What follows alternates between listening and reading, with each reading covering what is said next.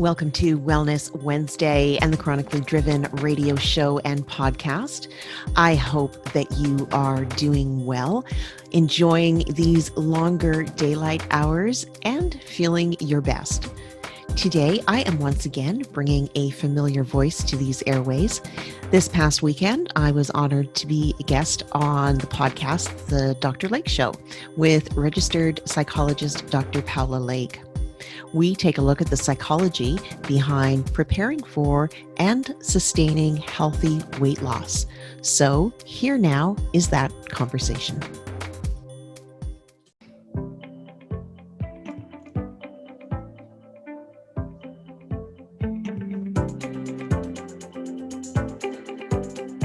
Hello and welcome. Welcome to the Dr. Lake Show. This is Dr. Paola Lake. Happy to be here another morning for a podcast, wherever you're listening from. I want to say hello to you all. And today I'm going to be talking about with my guest, Sandra Sova, something that I think is a very common struggle that people go through, which has to do with our body image, weight loss, and the struggles that many people do in dealing with dieting and weight loss. And so how do we create a consistency and a sustainable strategy to manage our weight loss?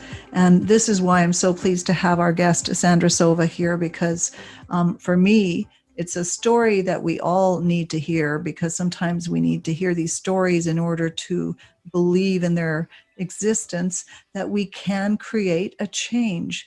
Even if you have lived with a situation dealing with struggling with weight loss through the course of your life, that it's possible to actually change that, even if you are, not necessarily 20, you might be in your 30s or 40s or 50s, because so often I find that we get stuck and we start to become complacent and even resigned to giving up on our goals. And this is something that Sandra Sova has personally achieved.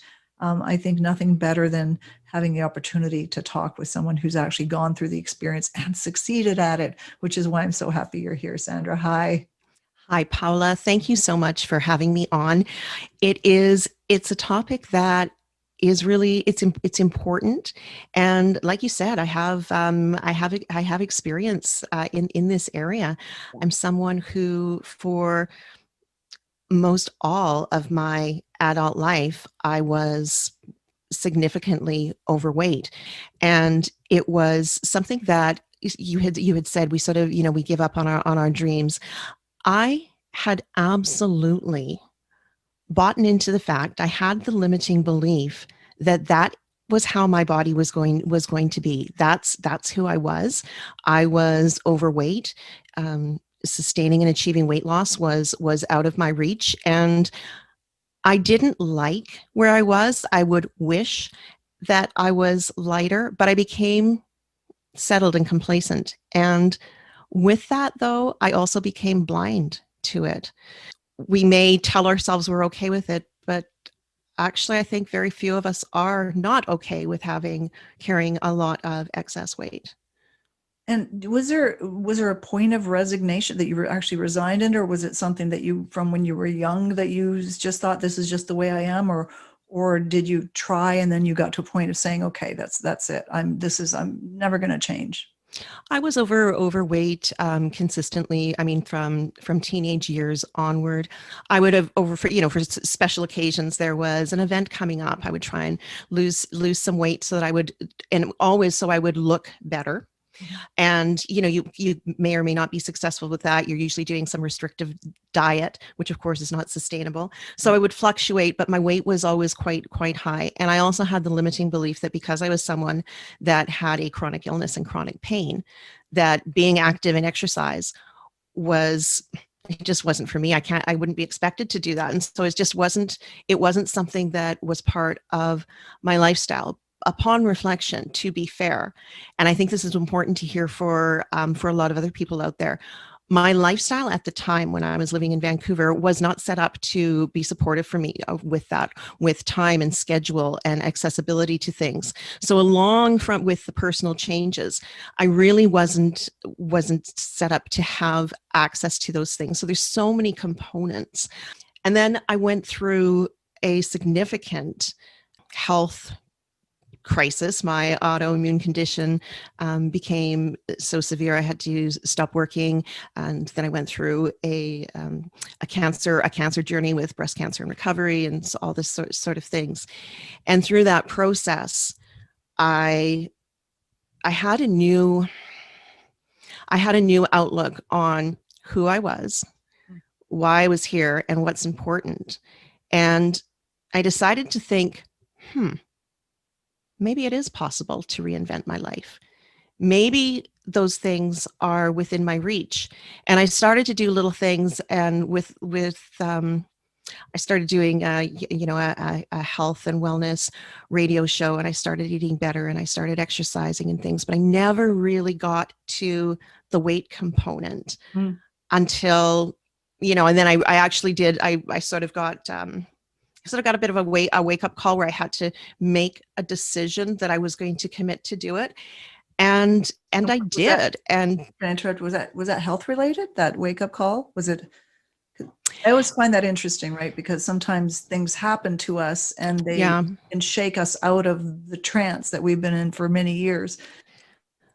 Yes. So on a intellectual level, on just general knowledge, we know that being overweight is not healthy.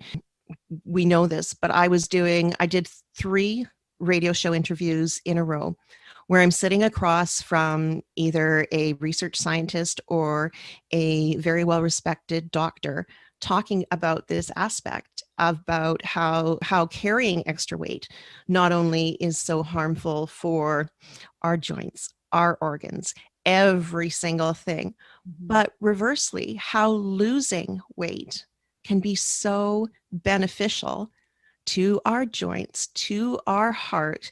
And the thing that each and every one of them said was life expectancy. Oh, wow. Okay. And I couldn't sit there and hear that over and over and over again and let it just go over my head.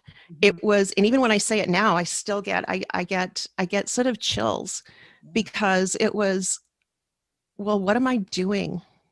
I'm shortening my lifespan. Having chronic illness and being on medication already is something, but those at that time were not in my control. What was in my control? What could I do?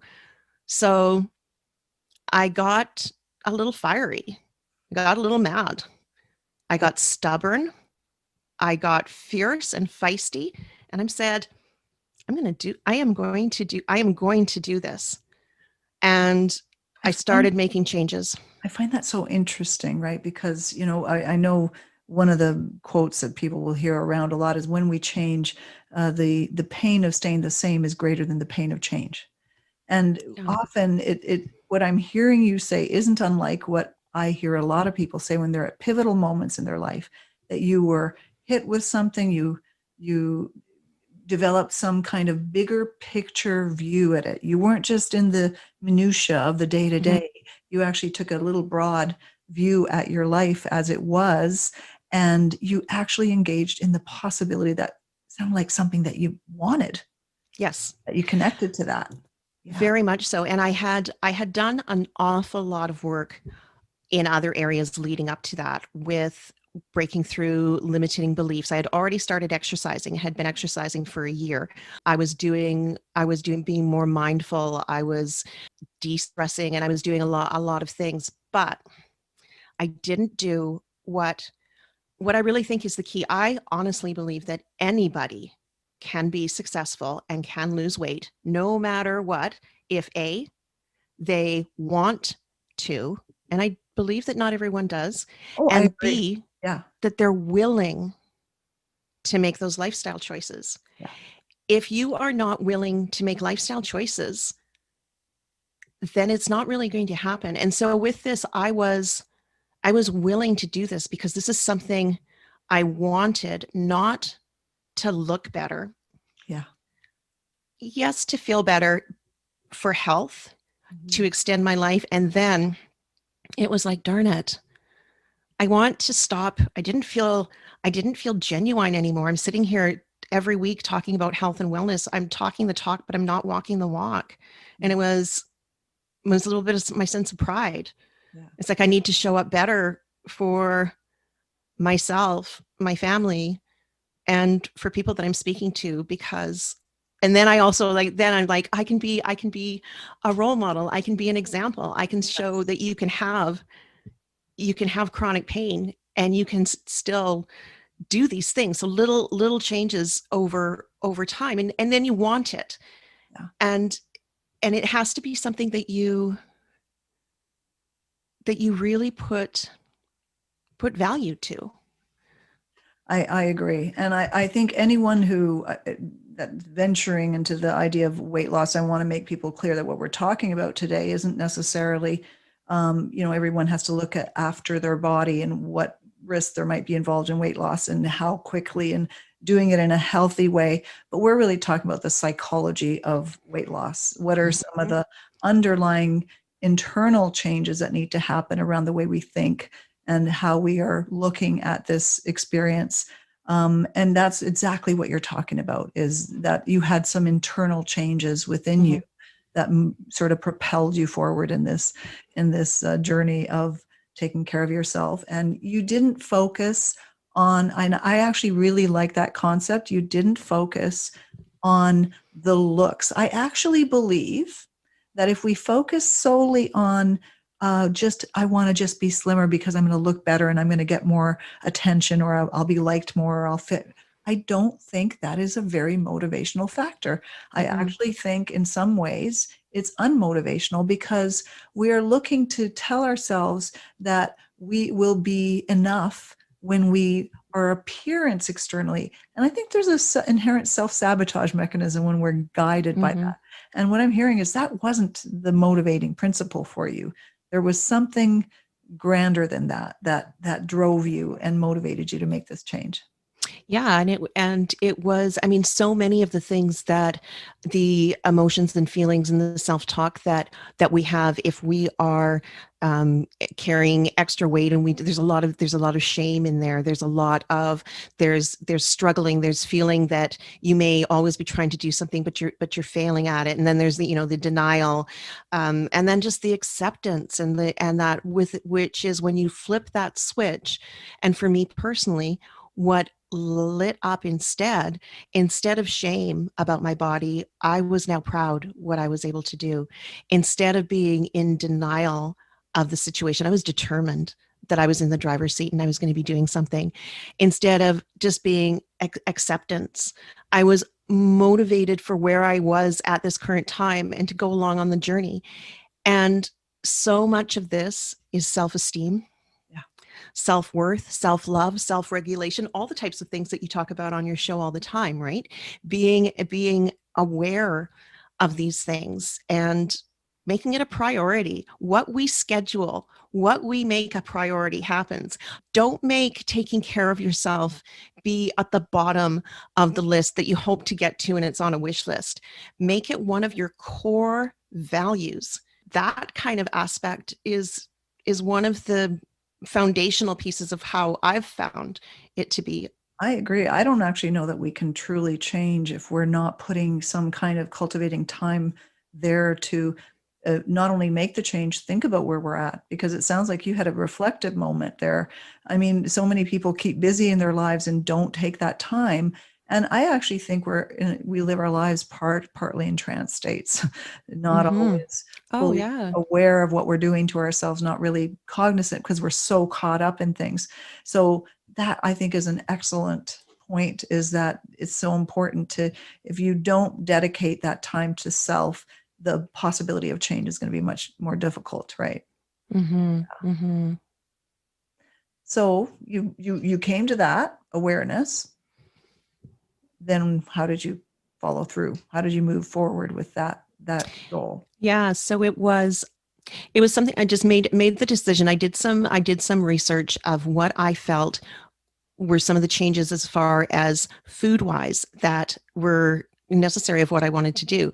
And I am not a person who believes in, speaks of, or promotes anything that's considered a diet, because I think that's a short term. A diet is something that's not what I was on, but I was willing to make those changes. You kind of have to understand that if some of the lifestyle things and some of the let's just talk about food, if you keep eating the same things that you have been eating, if you find that those don't work for your metabolism, if you don't make changes that way, then it's not going to happen. So embrace those changes. Find foods that you do really enjoy. And with it's so I was talking to someone the other day. They were talking about the temptation of when they go shopping. It's so hard to not grab that box of cookies off the shelf and things like that. And for me, my mindset is I don't eat that kind of stuff. I don't buy it. So I never put myself into a situation of making a choice.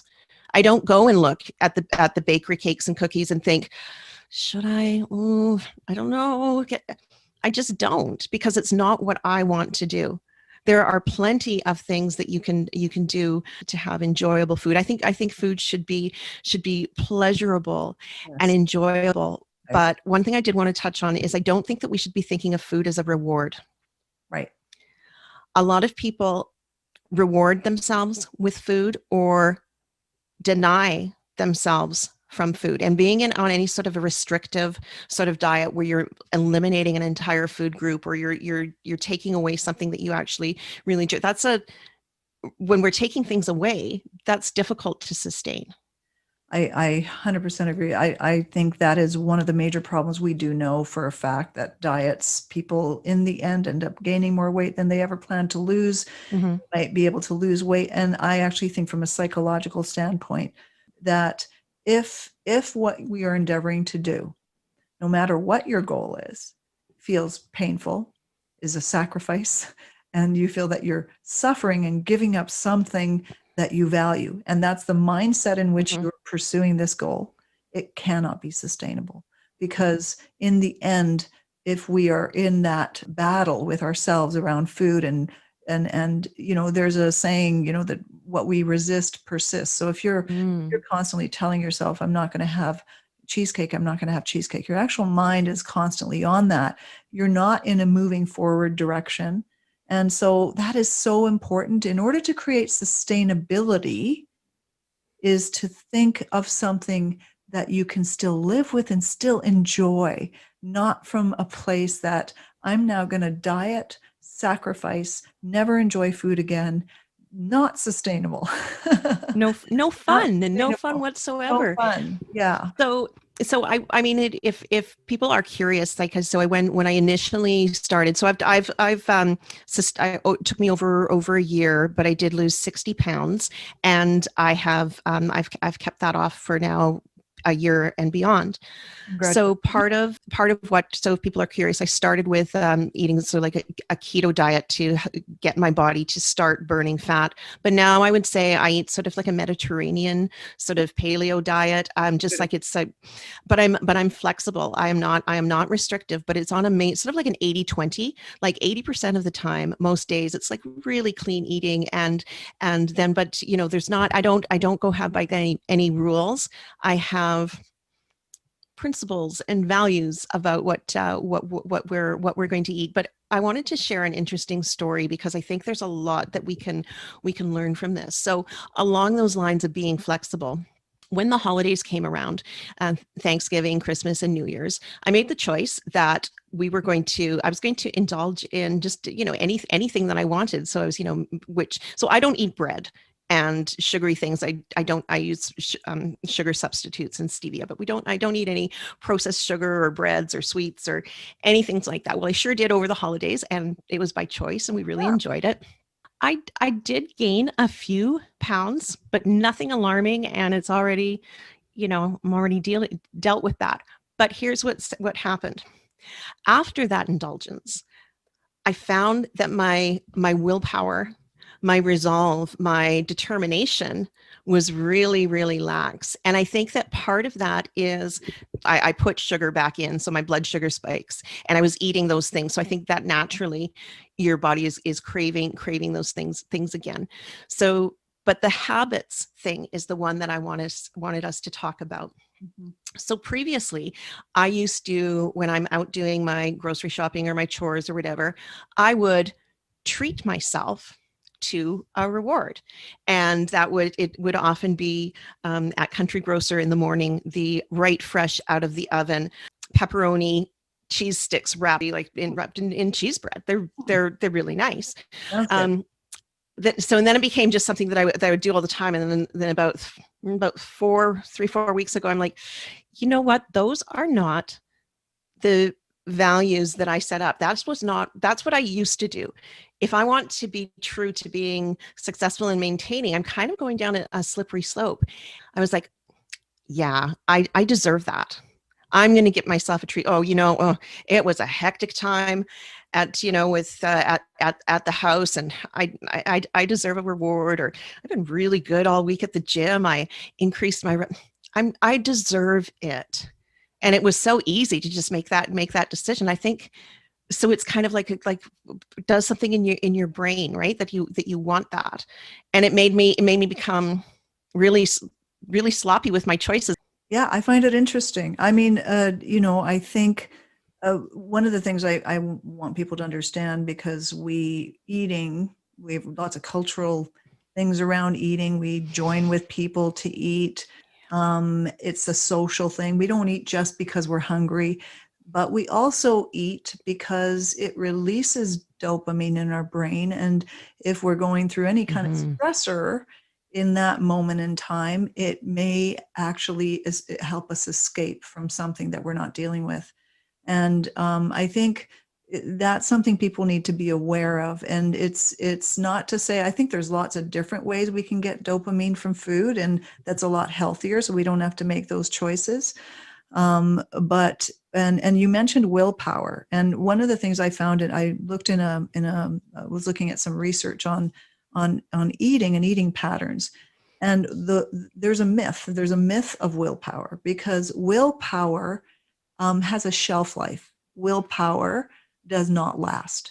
So if you can sustain willpower to restrict and restrict and restrict for, let's say, 2 or 3 weeks, it will exhaust itself to the point that now there's no longer willpower. So it's more than just willpower, because willpower entails we're fighting something that we don't want, and we're strong enough to resist it. But I think you're talking about reconnecting to a value, which isn't about just forcing yourself to do something you don't want to do. It's moving towards, not trying to avoid. Oh, totally. Right.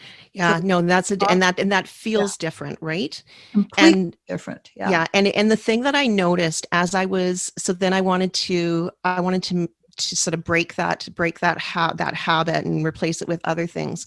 Something just kind of by fluke happened, and I think it's so interesting. So the next time I was at the store, my initial thought was, oh, I wonder if I'm going to get one of those things. And I'm like, no, I'm not. But it was still there in my mind. And then I started to have just these really, I was already feeling fabulous that day. And then I started to have these little exchanges with people. Like I would smile at this person, or I'd let this person go in front of me in line. And so I was just feeling, my energy, my vibe was super, super high.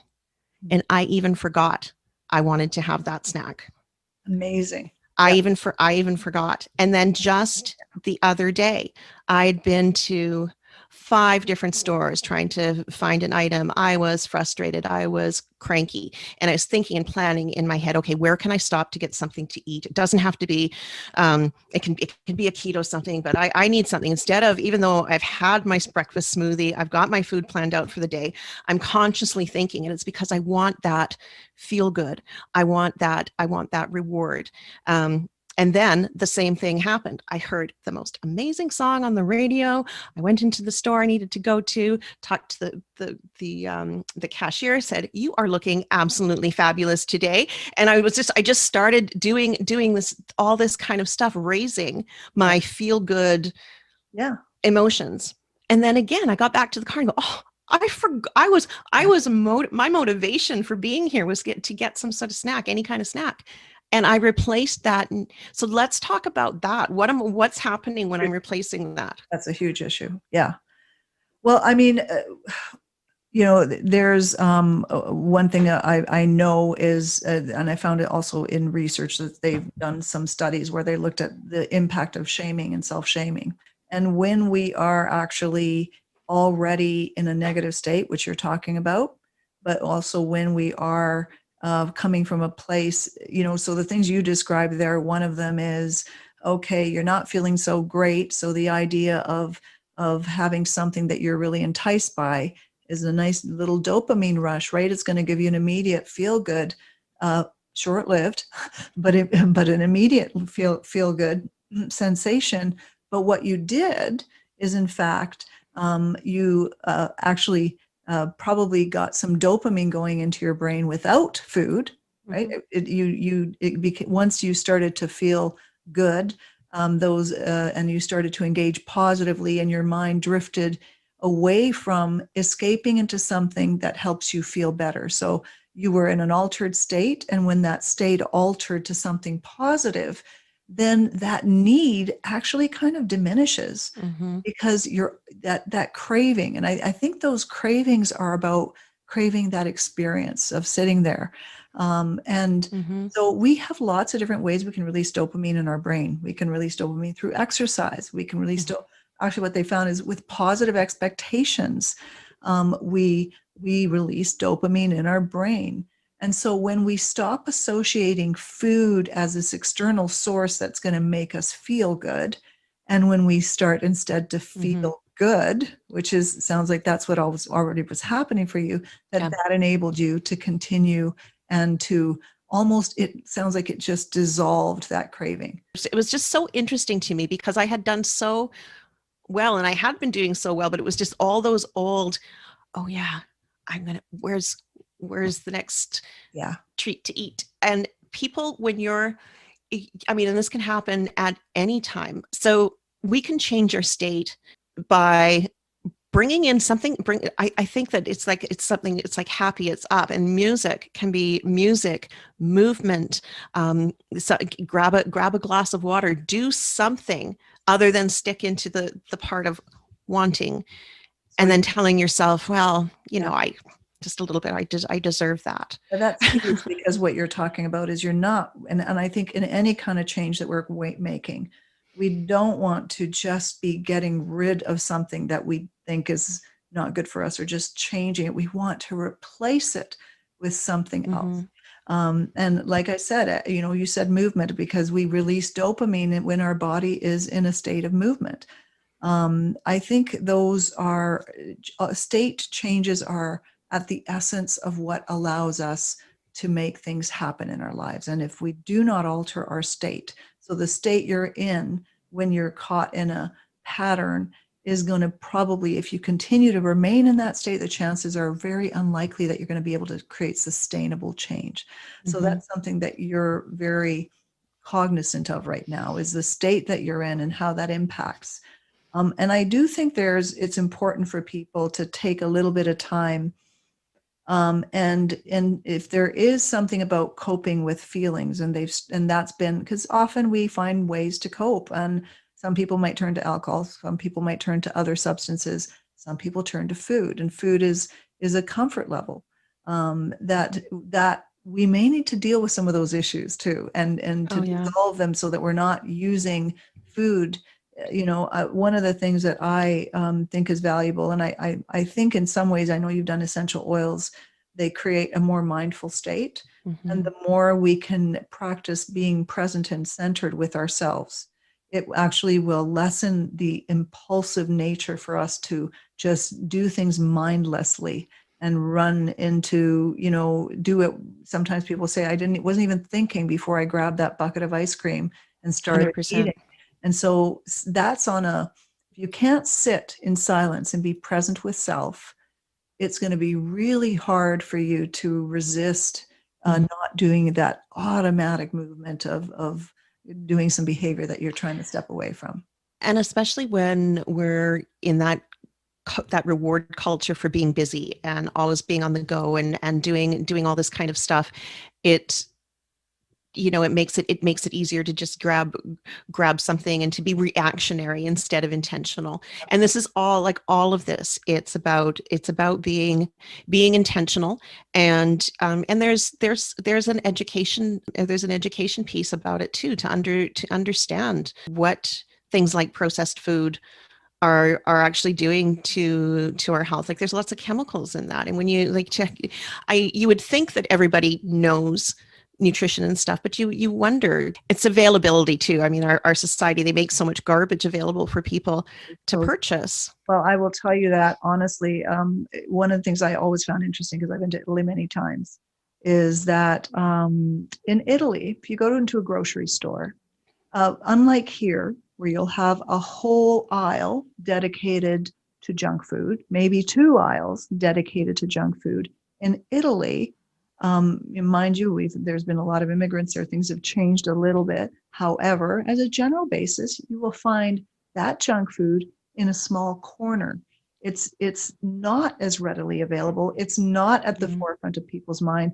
So the Mediterranean diet, which I love, is just one where you savor food, you enjoy it, but it still has its health properties. It's still doing good to your body and good for you. And I think you're touching on all of those with this experience that you've been through, right?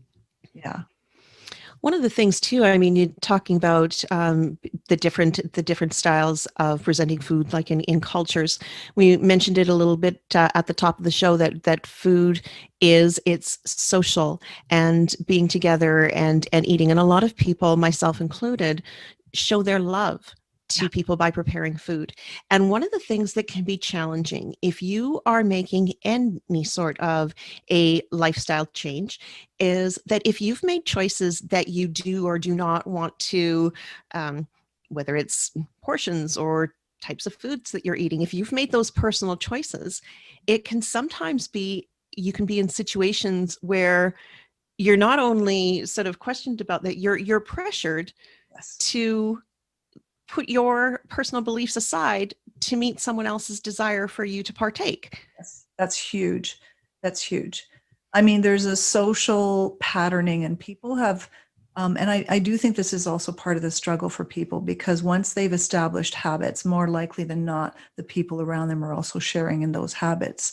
And so it almost feels like a pulling away, like you are pulling away from these patterns of connecting to people through food by making a change. There's actually a principle in psychology, is that relationships seek homeostasis.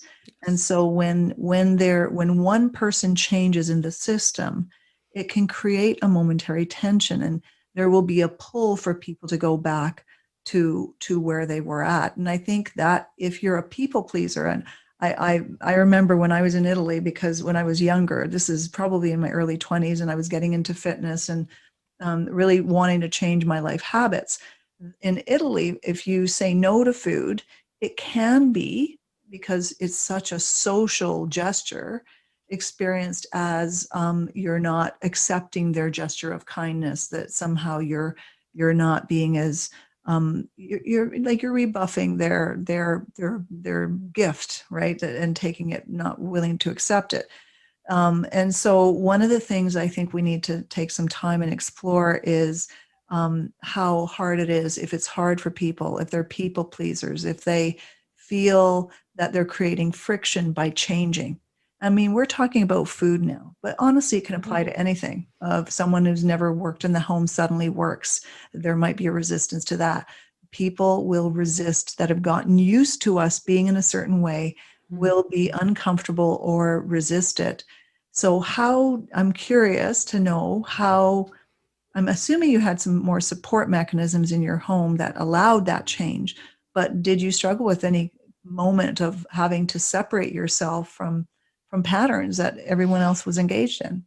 Yeah, and I think a lot of it too is just again, so taking it instead of me being on a diet, so I can't have that.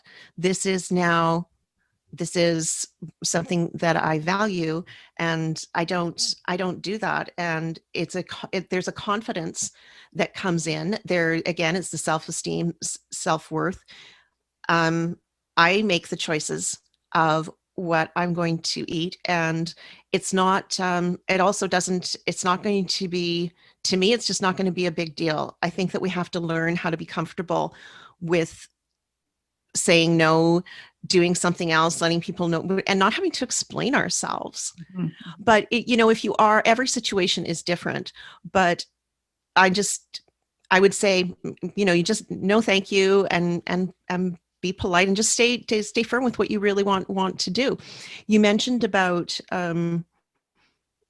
different circles and stuff, and I know that can be whether it's food related. If you always went, maybe you always went with the same girlfriends and you did nachos and margaritas or Yeah. something, and that's not really fitting. Or maybe it's smoking or alcohol consumption.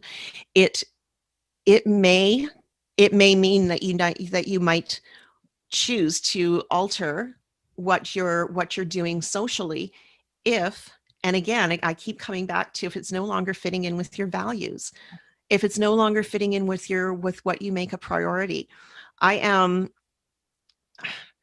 I mean, sometimes I don't think that people value their selves enough. I think, we've all, just about every show, it comes up, self-care is not selfish, right? Yes. It's sure not, but you have to.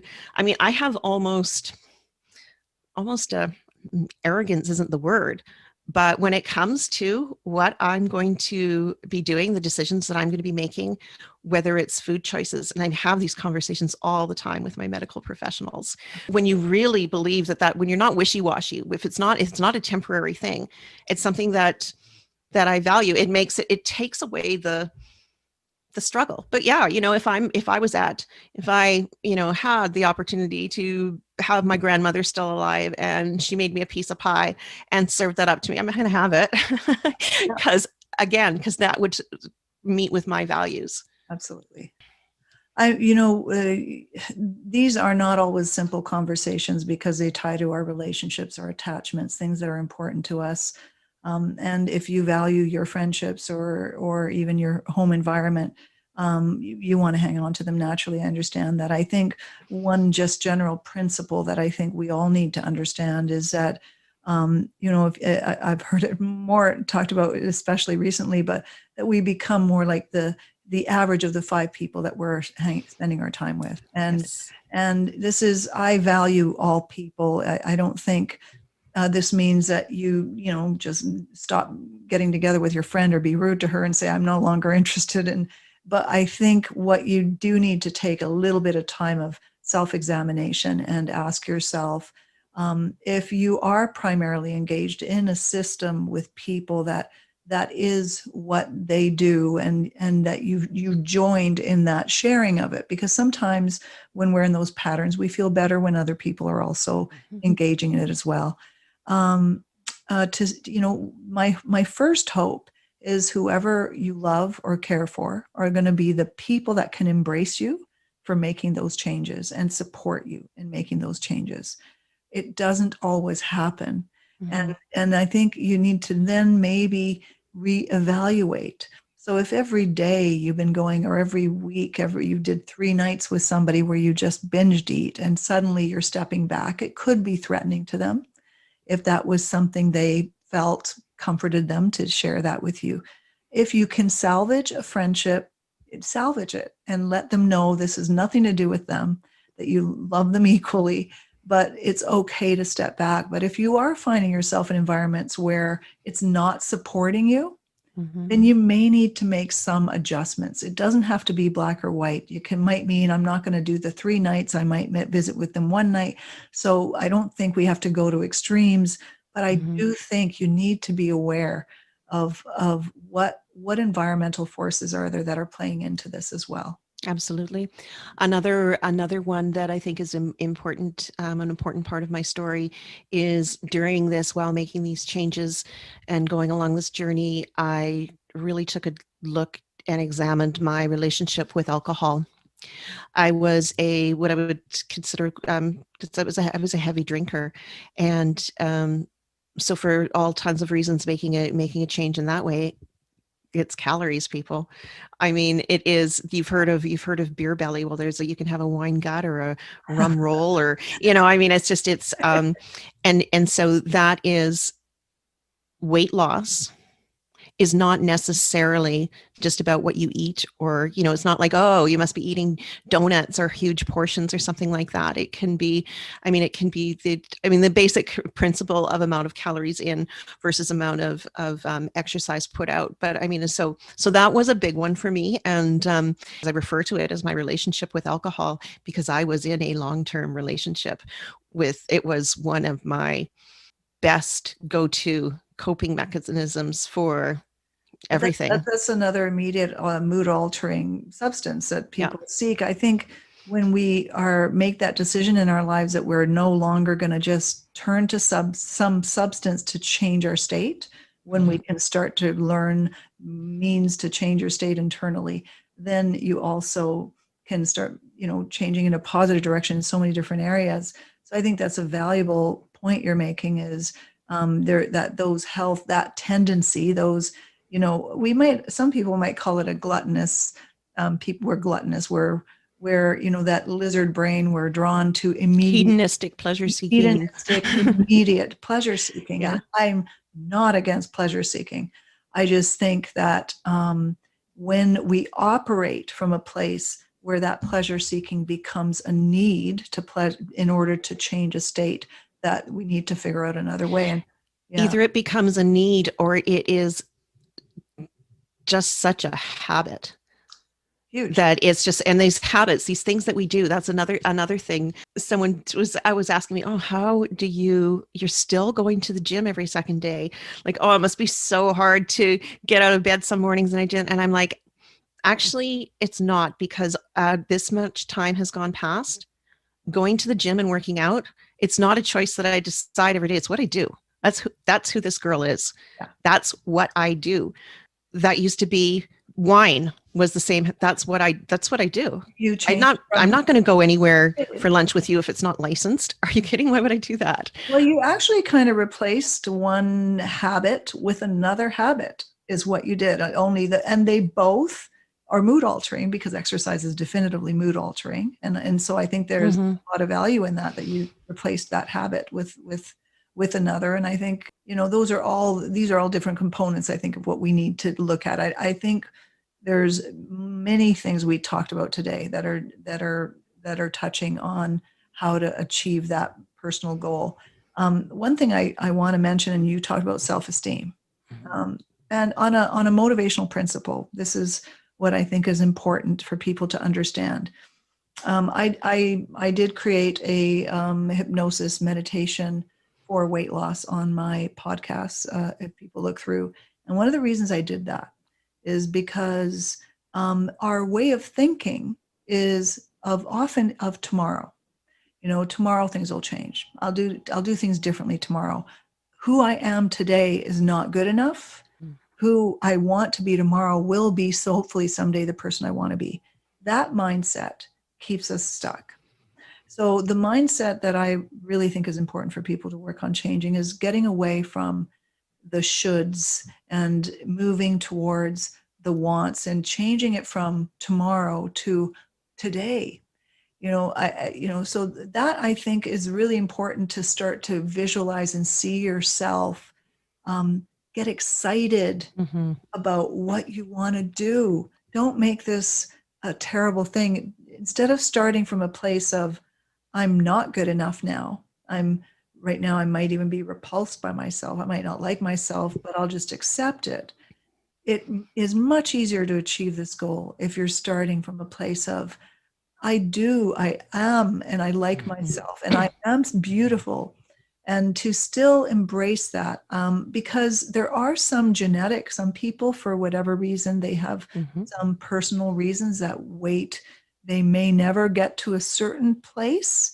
But I wouldn't stop at that, because just like you said, this is just the way I am. You need to be able to sit down and say, how much of this is resignation? And how much of this, because there are beautiful women who may not be that size 2 format, and you're still healthy, vibrant, Mm-hmm. energetic, and beautiful in your own way. And I think we need to end that dichotomy of this narrow vision that says this is only the time I can think I can like myself, and Mm-hmm. the day I won't, because that will not get you going forward.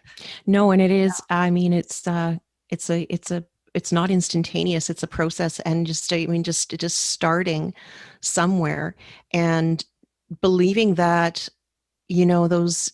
those changes are possible. I mean, I'm in my mid 50s. I only started this quest like 3 years ago. So it is, you don't have to, you can always, and it's having goals should be, I think, more like sort of more a daily, like for today, for now, for this, like, and building your routine, not have it necessarily be the end of I want to be a size whatever, or I want to weigh a certain amount of of pounds. It's the process to embrace. It's the every day. And yes, we have to love ourselves for where we are right now. That's that's part of what keeps it going, I think, is that real respect for yourself. Yeah. And so it sounds to me like you created something that is really sustainable for you, because you're not living in this place of sacrifice.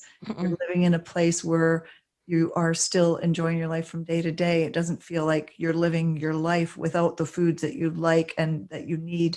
So I think that's a huge, huge piece for you to have and figured out and accomplished. And I think that when I choose to have, if I choose to have, I mean, my birthday's coming up, and I'm going to choose to have some cake, and that's okay. But I don't have cake in the fridge all the time, so I have to make the decision as today. It's just I do things consciously, and again, it's the same sort of principle. Are we being reactive? Or do we plan what's going to happen to our lives? Do we have an intention of what we want to happen for the day, the week, the month, or are we just seeing what comes at us? Because if we're just going to see what comes at us, Yeah. it's tougher. I think, just to add another piece to this, that I think is implicit in a lot of the stuff we've talked about, is also taking time to look at what your thinking style is. Some people get caught in thinking styles that are very black and white. My day's messed up, I may as well just mess it up the whole way. Or I've already started to indulge, forget indulging. And those are habits in thinking. We can start to change those habits in thinking, but you need to work on those, I think, on a daily basis. I'm not someone who believes, while I do hypnosis, I think we're all in a trance of our own. We're all hypnotized from day to day, from when we're watching media. So we need to do our own self-hypnosis, which is, I'm changing my patterns of thinking from a day to day. So if I've had a slip, it's okay. A slip doesn't mean I'm going down that dark path again. What do I need to do? Which is exactly what you were talking about, because you were doing so well, and then you found yourself almost kind of gliding back to some of those old patterns, and you caught yourself. So instead of using that as a message of resignation, that now you're right back where you were, you kind of reignited some of those things that were important for you, that got you going. Is that right? Yeah. Pretty, It's, and it's I'm trying to think of, you know, how it was that I got so excited about starting this journey, because I went into seeing what might I be able to do with it, and I approached it, and still do, because it's daily. I approach it with, I'm excited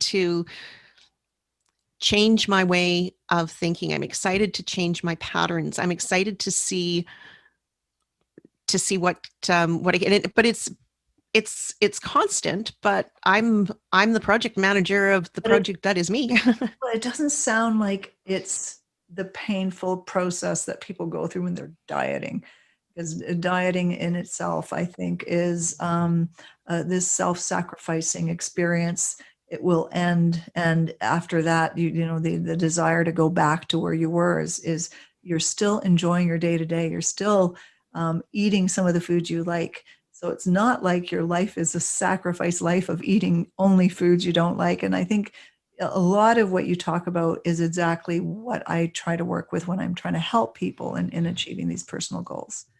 And it's so individual, not even just from personal taste, but the way our bodies works. It's like start with wherever you are at right now. Is You're perfectly wonderful, and you are loved, and you should love yourself. But if you want to reach for something different, it really, really is possible. I wouldn't have believed it 5 years ago, a decade ago. I wouldn't have bought into the concept. But again, it's so not just about weight loss. It's There's- about it's about It's about how you feel about yourself, and if you want it. and And how I you I feel, finally did. yeah, and how you feel about your life. Because I think if you're not happy in your life, generally speaking, if you feel like you're stuck in a rut in your life and you can't move forward, then that's going to be more challenging. I think you might need to also ask yourself things that are not necessarily tied to food and eating, and Mhm. ask yourself, what is it that I'm not happy about in my life that is leading me to kind of give up on myself and just confine myself to this pattern of behaving? Because if your life is actually kind of unhappy, then I do know my mother, who had a number of health issues. I remember one of the things, she struggled a little bit with weight loss, but there was one thing she would say. She'd say, food's the only thing I enjoy now. It's the only joy I have. So for her to modify that meant taking away all her joy. And so if that is really the only place you experience joy, I really think you need to take an inventory and say, what is it about my life Mhm. that I'm not happy with? What do I need to change? Because otherwise, it will be a very um, understandable direction for you to take, to want to go to something that makes you feel good when your life isn't feeling good. And Mhm. ultimately, I think that's an important thing. We need to take some time and inventory in ourselves, because I do see that for you, things started to change in a way that excited you. You started getting involved in things. It didn't start with the weight loss or any of No. that. It started with things that made you feel better about your life and that motivated you. And I think that's so important. That's very true. The other thing that's real is that there is an addiction process, not just the psychological addiction of wanting and habits, but the actual addiction. If you're used to eating foods with high sugar, highly processed and chemicals, and I'm not dissing anyone's Oh eating no. habits, whether it's fast food, whether it's, I swear it's made that way to make us Yeah, addictive and want it, whether it's your sure. favorite chips or things like that. So it's not just, it's a process. And so that's what I had to do, a reset after the holidays with the things. Okay, so what were my techniques when I first started on this weight loss journey? What were the things that I would do to help support myself through those cravings? And I kind of had to do it again. And that addiction process, that's something you have to um, be aware of and do, whether it's always changing your state or having other things that you can reward yourself with. Absolutely. And because it's not just, oh, okay, that's easy. You have to work through, if you've been eating a lot of different types of food, you have to allow yourself to Well, adjust. if you've had a lifelong habit, and this is your changing, making monumental changes in your life, my hopes are that you give yourself a little bit of a break whenever you might run into certain situations that sort of pull you back in. And that's where I go back to all or nothing thinking. Sometimes Mhm. people, once whether we're talking even about addictions and whether it's alcohol or drugs, the way that you relate to a relapse, let's call it a relapse, a slipping back, is going to be really important in your sustainability. So instead of when you have a momentary relapse of just going, okay, I'm done, is you look at that, okay, what do I need to do? And you did exactly that process. What is it I did? What do I need? What state do I need to get back into? Because that's really what you're trying to reignite, is the state that allowed you to continue in this particular, journey in the direction that you're taking right now. I think this is all amazingly valuable. I'm hoping that people will, take some of this information and be able to start some of their own process in changing it. And I don't know if there's something you wanted to add to. Just that if there's any women out there that have sort of heard a bit of themselves and if something that I've said has resonated and they want to change with healthy habits, and so you can people can find me, reach out on social media or through my YouTube or podcast, and I'm here to help, because I know it's I sometimes think I make it sound easy, but I know it's not. Oh, and sure. we need support. Factors involved in it. This has been great, Sandra. My hopes are that your story is going to give people who might have been stuck in that place a little bit of hope and a little bit of a nudge to think about changing something in the direction they want to. So this has been valuable, and I really appreciate your taking the time to be here with me today. Thank you so much for the opportunity. And I just want to thank you all for tuning in today, talking with Sandra Sova about making some pretty big changes around weight loss and self-care and positivity, and how important all of those pieces are.